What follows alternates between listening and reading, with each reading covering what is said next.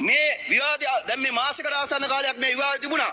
ඒක ඇමතිවරයෙකුට නියෝජ්‍ය ඇමතිවරයෙකුට රුපියලක් වංචා කළා කරා කියලා හොරගම් කළා කියලා ඇඟිල්ල දික් කරාද? වෙනදා අයවැය විවාදයක් තිබ්බනම් එහෙම මෙතන රෙදි ගැලවිලා ඉවරයි. අපි ප්‍රශ්න අහලා තියෙන නැත්ද? අපි කතා කරලා තියෙන නැත්ද? හැබැයි අපි කිසිම දෙයක් ෆැක්ට්ස් ඇන්ඩ් ෆිගර් නැතුව කතා කරලා නැහැ.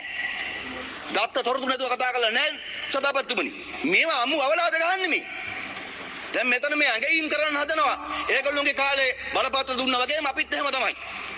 ශ්‍රී ලංකන් ගුවන් සේවයේ ඒගොල්ලෝ දාගත්තේ ඥාති. කපිල චන්ද්‍රසේන හිටියේ ප්‍රධාන විධායක අධ්‍යක්ෂක ඥාති. නිශාන්ත වික්‍රමසිංහ හිටියේ ශ්‍රීලංකිකෙන් ඥාති මස්සිනා. බල්ලා ගේන්නේ ඇව්වා ප්ලේන් එකක් සිංගප්පූරුවට. බල්ලෝ ගේන්නේ ප්ලේන් යවපු කට්ටිය ආරක්ෂා කරපු කට්ටිය කොහොමද දැන් කතා කරන වේගය? සද්දේ. තරජ් ජනේකට කියන්නේ ස්වේච්ඡාවෙන් පඩි ගන්න නැතුව අපිත් එක්ක වැඩ කරනවා.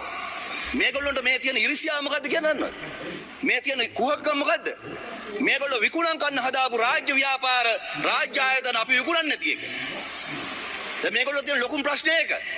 මේගොල්ලෝ ධන ගහගෙන ගියපු IMF එක ඉස්සරහා අපි කොන්ද කෙලින් තියාගෙන රටක් හැටියට කතා කරලා ණය ගන්න එක මේගොල්ලෝ තියෙන ප්‍රශ්නේ. ඇයි මේගොල්ලෝ කකුල් ලෙව ගෑවා?